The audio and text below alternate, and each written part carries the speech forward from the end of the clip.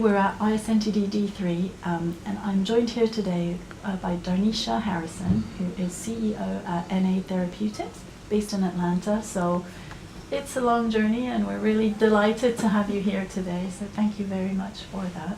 Thank you so much for having me. And you presented yesterday, we had a great presentation from yourself and you gave us kind of an overview of the challenges that are important to you and also how you're seeking to tackle that in innovative ways. Would you mind to kind of summarize those for us?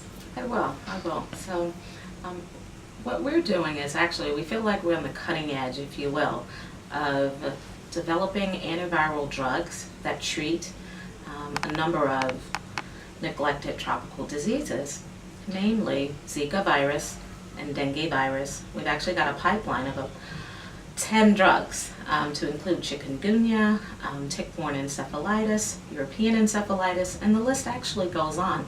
Most are mosquito-borne viruses. And then one non-mosquito-borne virus that will eventually be developing an antiviral drug for is hepatitis C. So within that landscape, actually, we've been a company for about 4 years, and for a little less than 4 years, we've had this pipeline. So very much on the leading edge. When no one knew what Zika virus was, we certainly did, and actually had some focus there. When no one really paid much attention to dengue virus and chikungunya, we certainly did. There happens to be a more than 20-year backlog of good early stage science sitting on benchtop shelves. Some of these excellent discoveries have patents around them, so the patent life is just ticking away. And this could have some really good benefits for diagnostics, to be used in human medicine and animal medicine, for treatments such as that we're working on for humans and animals, as well as vaccines. So what we do very well at NA Therapeutics, and we're very proud of it, is that we focus on finding that early science that can be promising and really have a benefit in medicine for both humans and animals. And we're actually proud of that. It's not a very popular business model, if you will, because most of pharma thinks that the earlier stage you are, the more risky. Well, we've got some de-risking factors around all of the science that we find and bring into our fold. And eventually, it becomes that it's too risky not to develop this into something that could be so beneficial. And that's really the cusp and the core of who we are as a company at NA Therapeutics. So being smaller is part of your USP. Yes, and within that, what are your specific strengths? So I think because, and one of the gentlemen said it in his presentation yesterday, when you're small, you can truly be innovative and you can make decisions almost on a dime. Really, I'm the ultimate decision maker.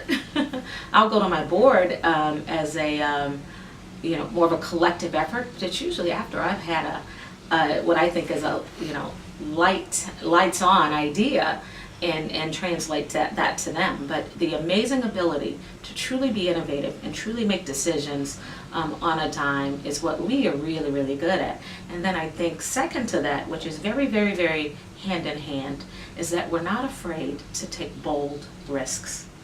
And because we're not afraid of failing, because all a failure is, it's a way to do it better when you look at it in the right perspective, in a balanced perspective, and we're not afraid to do that. And that, to me, is what can keep a company and those working with the company on the leading edge of what can really make an impact in health. That's a good philosophy, and I think possibly a lot of the funders are kind of also coming a little bit to that kind of thinking, that failure is also a way of moving forward. Yes. So it's Absolutely. good to hear that. Thank you, Fantastic. Marianne. So we find ourselves very humbled by what's happening with Zika, what's happening with dengue, and I say humbled because it's quite a crisis we've got on our hands. And we feel like we are in a position to really, really, really make an impact. One thing we strongly believe is that to really do away with, if you will, these mosquito-borne viruses, it will take the efforts collectively of antiviral drugs, vaccines to prevent, as well as vector control and vector surveillance. And then the right diagnostics, let's not forget that, probably on the front end. So it's going to take that collective effort on everyone's front to work together to really, really, really combat these crises. Absolutely, and that's something that's very much at the heart of our society as well. So is that something that you've been doing right from the beginning, or are you growing your partnerships as you go along through the pipeline? Or have you been tackling 10 diseases from the start? I mean, how are you evolving at the moment? So a little bit of all of the above. Obviously, to keep a more balanced approach, more of a stepwise approach. We have started with the development of one drug, and that happens to be Zika now. We had our focus initially on dengue, given the global crisis and all of the non-vector transmissions of Zika. So vector-borne, it's transmitted by the mosquito, then there's non-vector-borne, transplacentally and sexually, maybe even in saliva. Maybe even in urine shedding. There's so much that we've obviously shifted our focus to Zika virus, and that is our sole focus at this time. We're actually a very small company.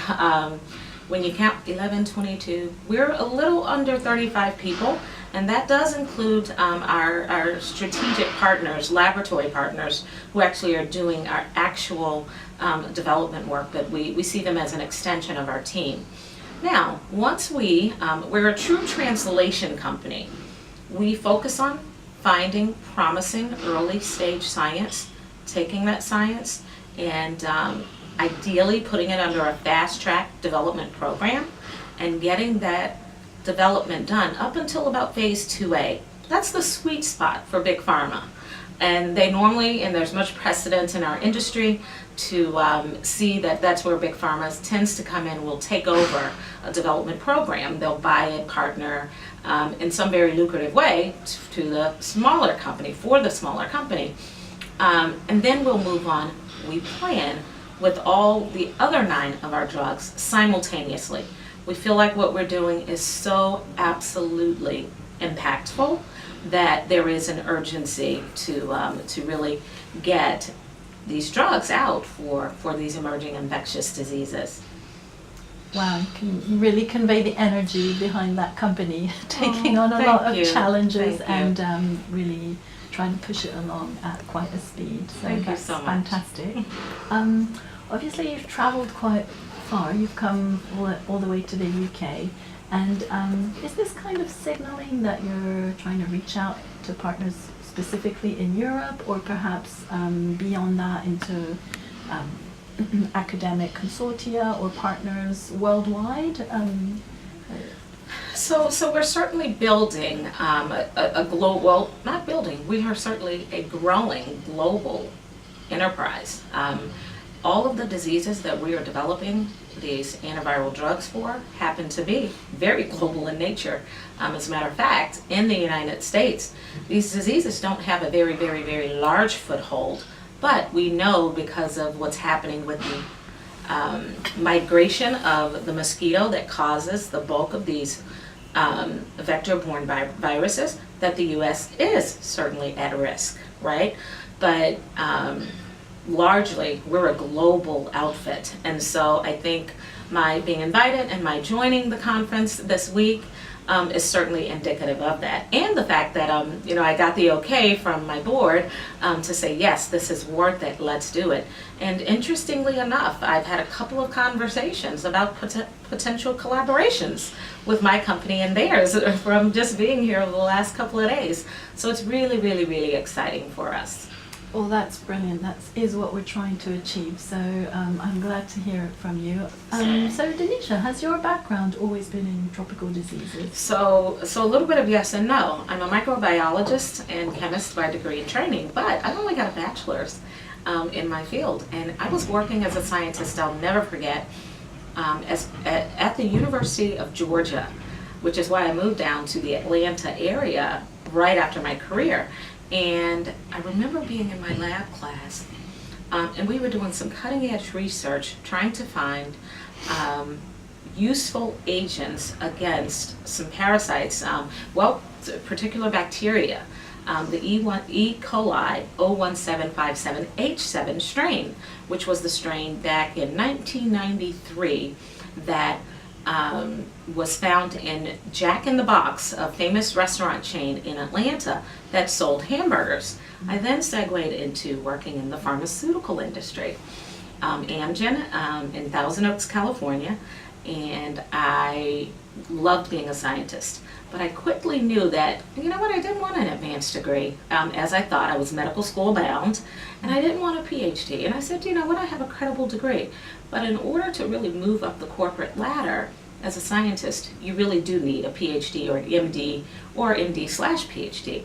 So I actually said, well, I love this industry. What will I do next? How can I marry my very solid basic science and microbiology studies and couple a wonderful, vibrant personality? And I segued what I think was very smartly into business development and licensing in the pharmaceutical, but in a very niche area, in pharmaceutical research and development. And I stayed in that area for almost 15 years, working for various companies.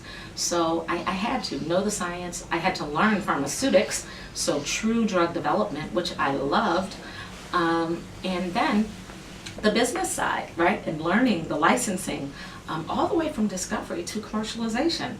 And somewhere along the way I said, wow, I want to have my own pharma company. And 10 years later, after that desire was, I guess, planted in me, but however it was, I did it. And Innate Therapeutics was born to focus on early stage science and rapidly yet safely bring drugs through development. And so when we happened upon this platform technology of peptide inhibitors that target flaviviruses, all envelope, what we call envelope viral proteins, it was just amazing to come full circle as a microbiologist. Microbiologists study viruses, right? And I now work with some of the best microbiologists and virologists in the world, and it is a real honor, to come full circle like this. One last interesting thing to add is the way I became even interested in science was in the summer year going into my senior year of high school, okay? So the summer before I graduated, right, was to graduate. I got selected for a program at LSU, which is Louisiana State University's veterinary school. They've got a fine veterinary school there. And I was working in the vet school in their department of epidemiology and public health. As a matter of fact, specifically, they labeled it epidemiology and community health. But imagine working that summer with these amazing research scientists on the veterinary side, but all focused on epidemiology and public health. It was just amazing. And look where I am now, all these years later, doing what we feel is truly impactful development for public health. And you may come even further full circle, because one area we would like to grow in the society, but more specifically in this meeting, is also bringing in more colleagues from animal health, so diagnostics, Wonderful. and the veterinary field, and bringing those stakeholders a little bit more in. So I love it. perhaps in future, next Absolutely. year, we're going to grow kind of that side of things, and Love that. and then Yes. definitely we'll need you to bridge the gaps across the Absolutely. I would love disciplines. to. Also, I'd like to wish you every success for kind of the short term and the medium term, and we look forward to hearing more updates as Innate Therapeutics grows and reaches those targets that you've set to yourself. Fantastic. So thank you very much for being here, and thanks for your time today. You're Thank very you. welcome. Thank you, Marianne. I Thanks. love the work that you guys do. Wow, thank you.